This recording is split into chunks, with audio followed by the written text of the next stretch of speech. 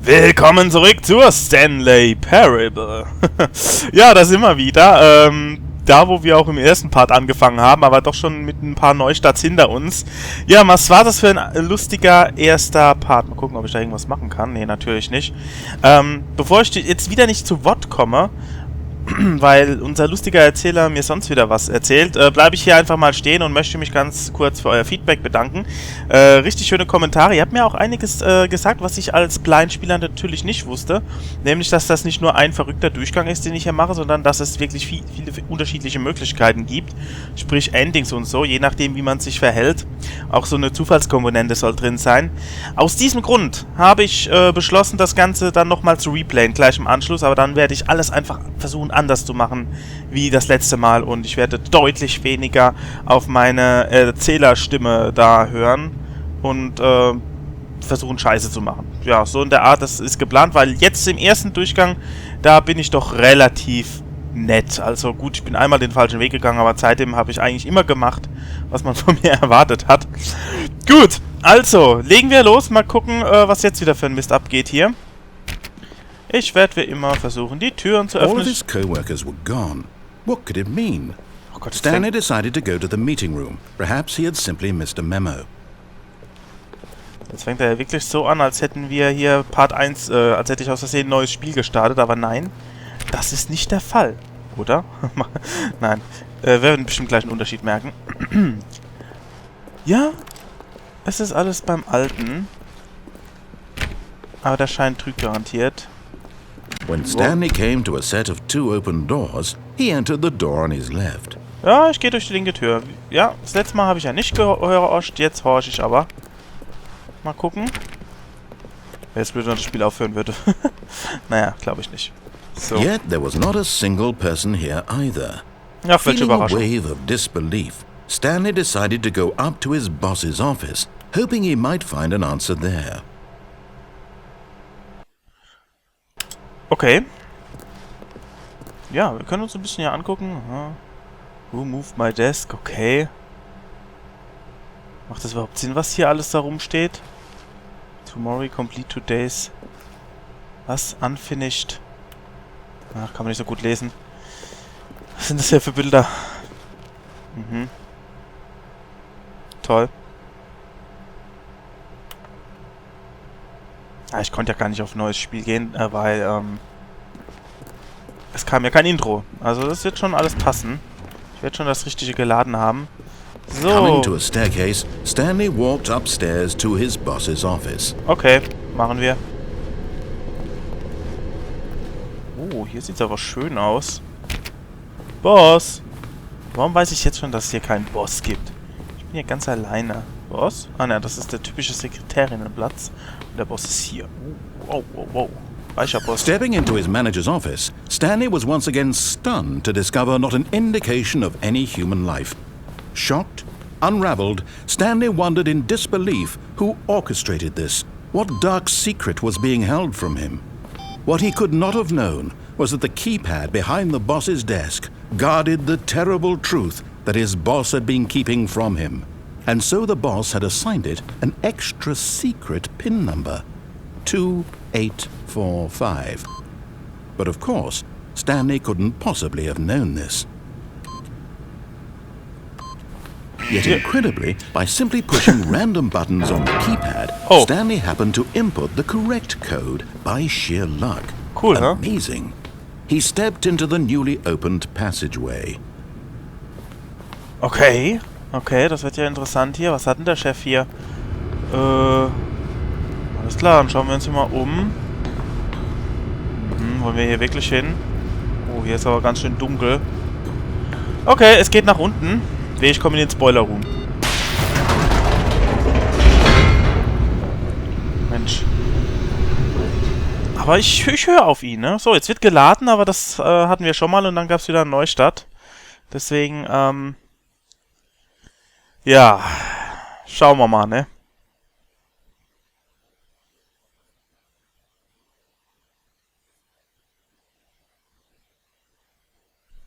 Descending deeper into the building, Stanley realized he felt a bit peculiar. It was a stirring of emotion in his chest, as though he felt more free to think for himself, to question the nature of his job. Why did he feel this now, when for years it had never occurred to him? This question would not go unanswered for long. Okay, dann schauen wir uns hier mal um. Stanley walked straight ahead through the large door that read Mind Control Facility. Will ich da wirklich hin?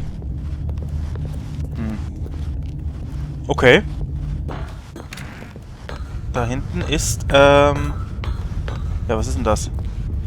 Hatte ich das nicht schon mal gesehen? Irgendwo da oben? War das da nicht auch? Ah, ich weiß nicht mal genau.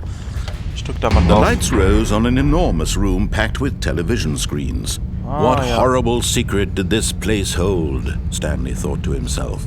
Did he have the strength to find out? Genau, das ist das Boiler-Room. Da oben waren wir gestanden, da waren alle Fernseher an. Aber jetzt ist alles aus.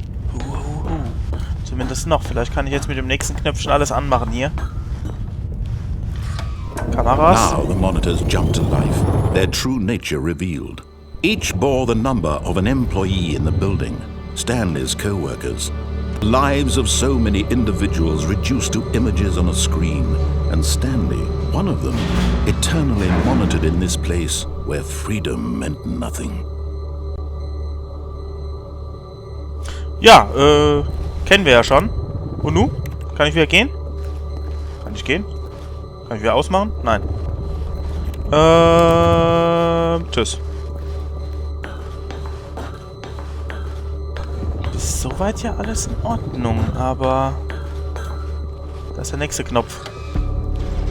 This mind control facility, it was too horrible to believe. It couldn't be true. Had Stanley really been under someone's control all this time? Was this the only reason he was happy with his boring job? That his emotions had been manipulated to accept it blindly? Fragen über Fragen. No. He refused to believe it. He couldn't accept it. His own life in someone else's control? Never! It was unthinkable. Wasn't it? Was it even possible?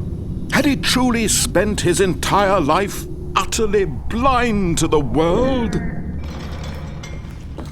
But here was the proof. The heart of the operation. Controls labeled with emotions. Happy, or sad, or content. Walking, eating, working, all of it monitored and commanded from this very place. And as the cold reality of his past began to sink in, Stanley decided that this machinery would never again exert its terrible power over another human life. For he would dismantle the controls once and for all. Okay, ich soll die Maschine zerstören. Ich sehe hier nur ein paar Knöpfchen, die ich drücken kann. Mit unterschiedlichen Sounds. Vielleicht wird das sogar noch wichtig. Was kann ich bei dir machen? Noch nicht viel. Das ist ja auch disabled. Da darf ich anscheinend nicht durch. Okay. Müssen wir das kaputt machen, Stanley? Können wir das nicht lassen? Naja, der Erzähler hat mit uns gesprochen. Der Erzähler möchte, dass wir hier alles vernichten. Ist doch eh alles offline. Was soll's? Hey, guck mal, da kann ich eventuell...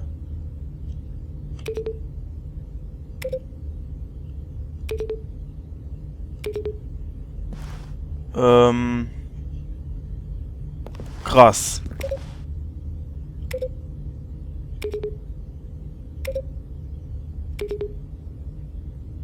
Okay, vielleicht ist das dieser Kombinationscode, den ich brauche. Ich gehe jetzt aber erstmal weiter. Oh. Mein Control. Oh Mann. Schau mal, da ist Systempower. Vielleicht muss ich mir gar nicht so schwer machen. Kann And einfach... when at last he found the source of the room's power, he knew it was his duty, his obligation, to put an end to this horrible place and to everything it stood for.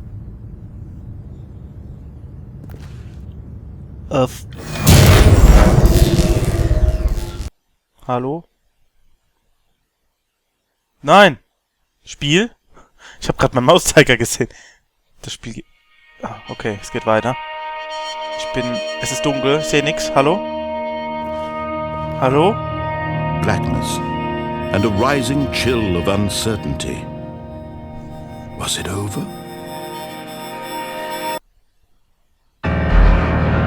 Yes! He had won! He had defeated the machine! Unshackled himself from someone else's command. Freedom was mere moments away. And yet, even as the immense door slowly opened, Stanley reflected on how many puzzles still lay unsolved. Where had his co-workers gone? How had he been freed from the machine's grasp? What other mysteries did this strange building hold? But as sunlight streamed into the chamber, he realized none of this mattered to him. For it was not knowledge or even power that he had been seeking, but happiness. Perhaps his goal had not been to understand, but to let go.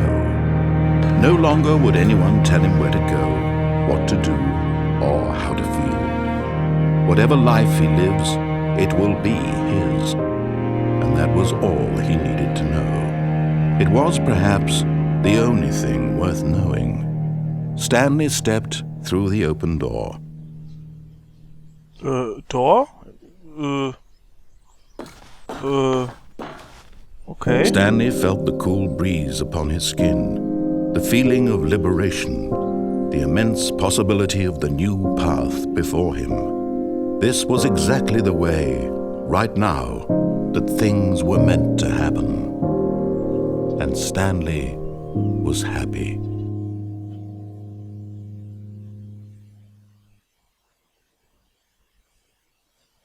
Beat the Game. Wir haben es anscheinend durchgespielt. Das war jetzt auch ein bisschen plötzlich. Ist das jetzt immer so, wenn man gleich die richtige Tür geht? Oder war das jetzt einfach nur ein Zufall? Ist es jetzt wieder ein neues Spiel, oder? Ich habe aber vorhin schon das Richtige geladen, ne? Ich könnte jetzt hier eh nicht nachgucken. Ja, ich denke schon. Und jetzt geht's einfach von vorne los? Einfach nochmal, jetzt richtig? Okay. Already this was uncomfortable, and Stanley decided that as soon as he found a new space he felt safe in, that he would never leave it again in his life. Okay, auf jeden Fall ist der Text anders. Vielleicht gehört doch noch alles in einem Spiel. Also das Spiel, das verwirrt mich. Da weiß man nie, ist es vorbei, ist es geschafft, ist man tot? Man weiß nichts, man weiß gar nichts. Scheint bin ich immer noch in meinem ersten Durchgang, die Freiheit When Stanley came to a set of 2 open doors, he entered the door on his left. Oh, jetzt aber schon wieder durch die linke, ist langweilig, oder? This was not the correct way to the meeting room, and Stanley knew it perfectly well. Perhaps he wanted to stop by the employee lounge first, just to admire it. Ich denke einfach mal, dass, ja, jetzt habe ich wieder das Spiel rafft. Ich glaube, ich habe schon 2 Endings gesehen. Das eine mit dem Spoiler Room war vielleicht ein Ending.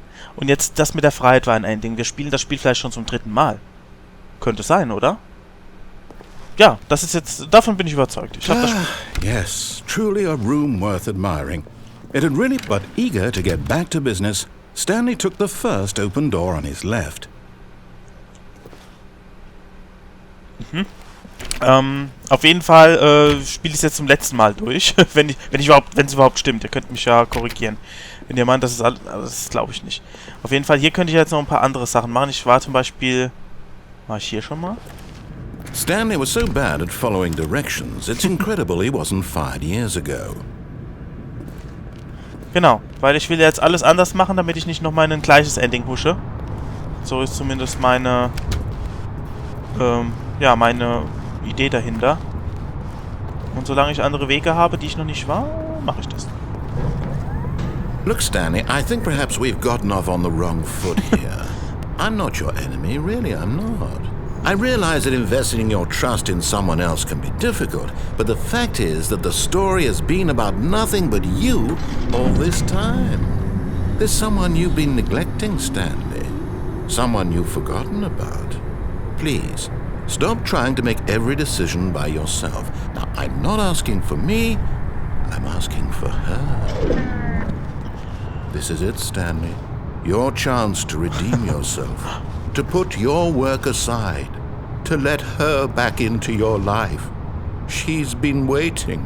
Okay, was geht jetzt ab? Jo, da bin ich wieder. Ich wurde gerade gestört. Und dadurch ist jetzt auch mein Timer kaputt. Nicht kaputt, sondern fehlerfalschhaft. Ach, egal, ich spiele einfach. Ah, immer diese Anrufe. So, was wollte ich machen? Ach ja, ich wollte meinen Erzähler anscheinend ein bisschen ärgern. Und gucken, was ich dann für ein Ending bekomme. Das ist echt lustig.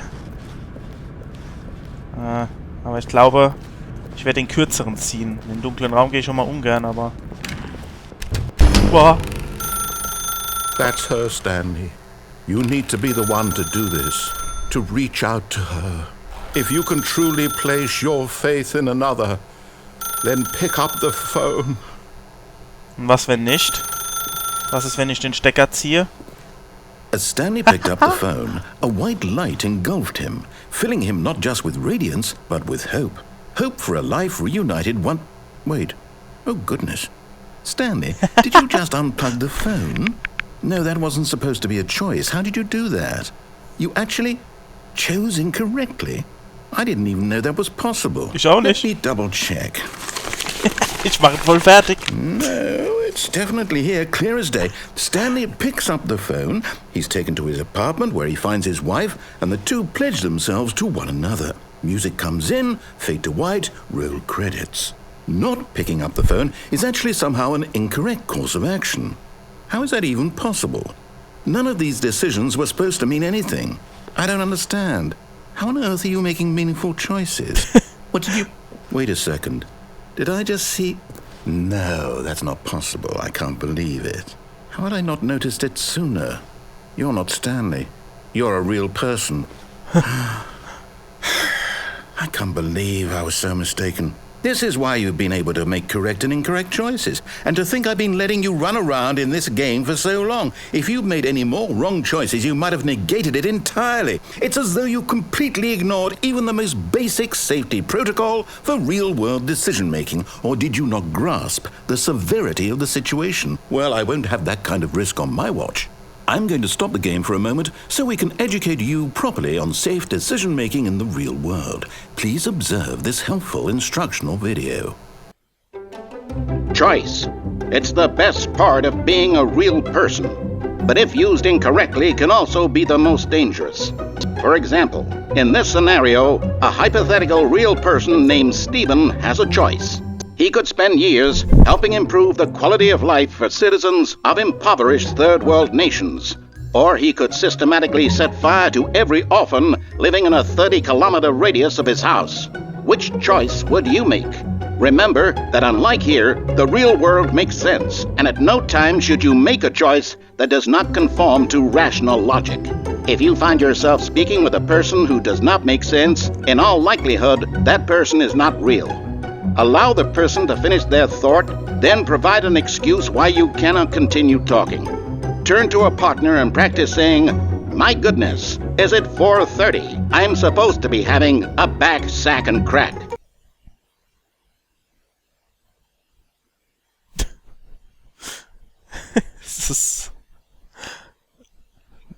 Ja.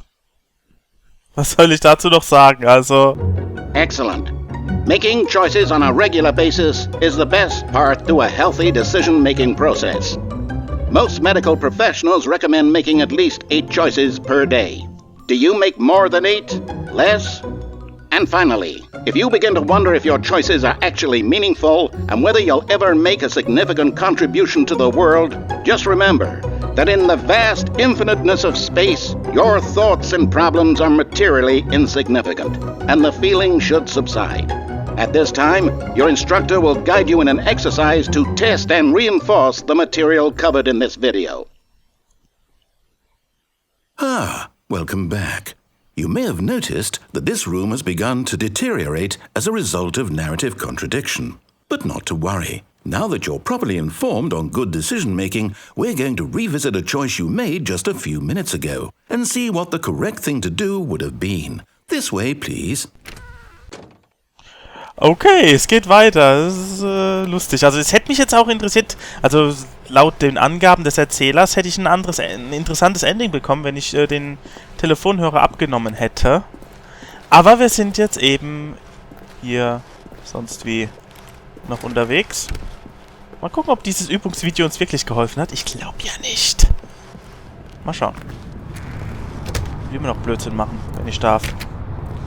Anscheinend darf ich noch nicht. Okay. Wieder zurück. Soll ich echt wieder Now that we know your choices are meaningful, we can't have you jumping off the platform and dying. Imagine the main character dying senselessly halfway through the story. That story would make no sense at all. We just need to get you home as soon as possible before the narrative contradiction gets any worse. Unfortunately, it seems this place is not well equipped to deal with reality. Okay. Was immer du sagst. Ob wir wirklich sterben könnten? Ich weiß ja nicht. Wir gehen einfach zurück zu unserem Platz. Wenn ich darf. Almost there. You'll take the door on the left, back to the correct ending, the story will have resolution once again, and you'll be home free in the real world. Echt? Mach ich aber nur, wenn keine andere Tür geht. Ich glaube, es geht nur unsere Tür. Now remember, all you need to do is behave exactly as Stanley would. That means choosing responsibly and always putting the story first. I'm quite sure you'll be up to the task. Just follow my lead and you'll be fine. All right. When Stanley came to a set of 2 open doors, he entered the door on his left. No! Why did you do that? Quickly, hurry back in the other direction. Perhaps we're not too late. Oh Gott, wie sieht das hier jetzt aus?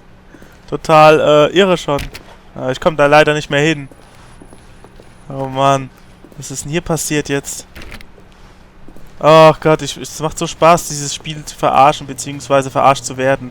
Kann ich auch ganz zurück? Nein. Och nö, jetzt zwingt er mich nach links. Komm, bitte. Bitte nicht. Das ist alles irgendwie kaputt hier. Das wird mich viel mehr reizen. Na gut, mein Freund, dann bin ich gezwungenermaßen halt dazu verdammt, in die linke Tür zu gehen. Er redet gar nicht mit mir. Er ist fasziniert, dass ich mal gehört habe. It's ruined. I can't believe, after everything we talked about, that my story, you've destroyed my work. Why? For what? What did you get out of that? What did you think was so special about seeing the game undone, left here like so much garbage? It's worthless now. And what am I supposed to do? Even if there were a way to continue, would it be worth it? To know that my story is now incorrect? How can I go back to that? I can't erase that knowledge. I'll have to live with it forever, reliving its impossibility forever. I couldn't live that way. Is it better to shut the game down entirely? To willingly destroy all of my work? I don't know. What's the answer? What do I do? What do I do? What do I... No, I have to. I have to shut the game down. I have to. I have to. Nö. Nein! Tu es nicht!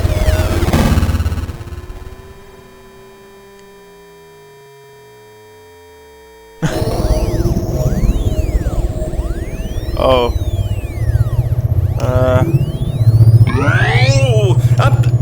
I'm here. I'm still here. Here in this pile of rubbish. With you. You. Who thought you were so clever. Now look where we are. My entire game is destroyed.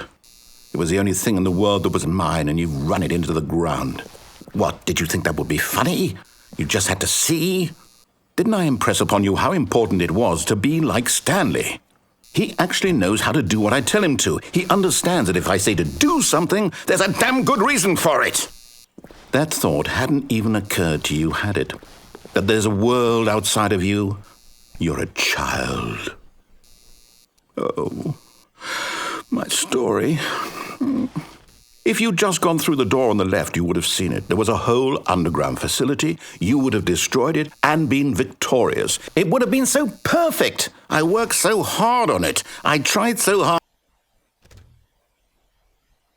Behave exactly as Stanley would. That means choosing responsibly and always putting the story first. I'm quite sure you'll be up to the task. Just follow my lead and you'll be fine. All right.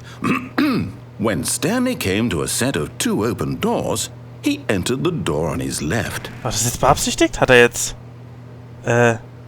Tschüss. No! Why did you do that? Quickly, hurry. Behave exactly as Jetzt schmeißt er mich die ganze Zeit. Oh, ist ja gut. And always putting the Ja. story first. I'm quite sure you'll be up to the task. Oh, Mann. Just follow my lead and you'll be fine. Ja, ist gut. All right. When Stanley came to a set of 2 open doors, he entered the door on his left. Aber ich kenne doch das normale Ending schon. Das will ich nicht nochmal sehen. Mal gucken. Yet there was not a single person here either. Feeling a wave of disbelief, Stanley decided to go up to his boss's office, hoping he might find an answer there. Coming to a staircase, Stanley walked upstairs to his boss's office. Ach komm, wir müssen doch jetzt noch irgendwas anderes machen. Ich will das doofe Ending nicht sehen. Muss doch noch irgendwas anderes gehen. Da. Ich glaube aber nicht, ne? Auf jeden Fall sehr lustig. Ich glaube, ich werde noch einen Part machen. Ich will nämlich auf jeden Fall auch mal... Stepping inside his manager's office, Stanley was once again stunned to discover not an indication of any human life.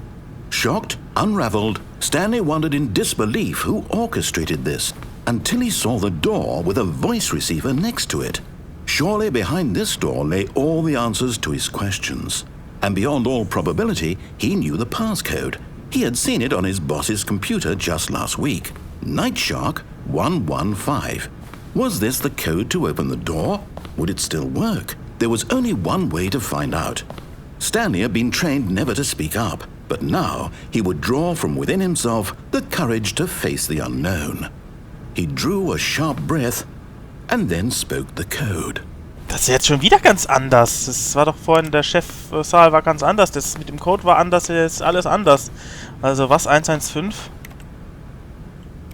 Wie macht man das? Stanley spoke the code. Nightshark 115. He spoke it into the receiver. Ja. Right there on the wall. Okay. Aber ich glaube, Stanley kann nicht reden. Hallo. 115. I'm sorry, is there a problem? You didn't mishear me, did you? Please speak the code into the receiver. Otherwise we can't get on with the story. This is a crucial step. Ich hab keine Speak-Taste, du Vollonk. Hast du mich schon mal reden gehört? Ich kann nicht reden. Okay, fine. You're not gonna do it. But you know what? It's pretty humiliating to bring you this far, only for you to suddenly decide you have better things to do. I asked you for this one single thing, for your respect. The kind of respect Stanley shows for his choices. He knows what it means to take a story seriously. If you didn't want to see what I had to show you, then why did you come here? You had a choice, you know. You could have gone through the door on the right. You could have done whatever the hell you wanted over there. Why did you come this way? Speak. Say something to me. Explain yourself, you coward. Hä? When Stanley came to a set of 2 open doors, Was? he entered the door on his left. Was geht denn jetzt ab? Das bin ich? Ist das Stanley? Hello? Are you... Is everything okay? Stanley, please. I need you to make a choice. I need you to walk through the door. Are you listening to me? Can you hear me? Is everything all right? Stanley, this is important. The story needs you. It needs you to make a decision. It cannot exist without you. Do you understand me? Whatever choice you make is just fine. They're both correct. You cannot be wrong here. We can work together. I'll accept whatever you do. I simply need you to take that step forward, please. Choose. Do something. Anything. This is more important than you can ever know. I need this. The story needs it. So, you hear me? Are you there? Are you listening to this? Stanley, are you there? Okay. It's okay, I can wait. You need time to decide. Time to make sure your choice is correct. That is the best choice. That's all right.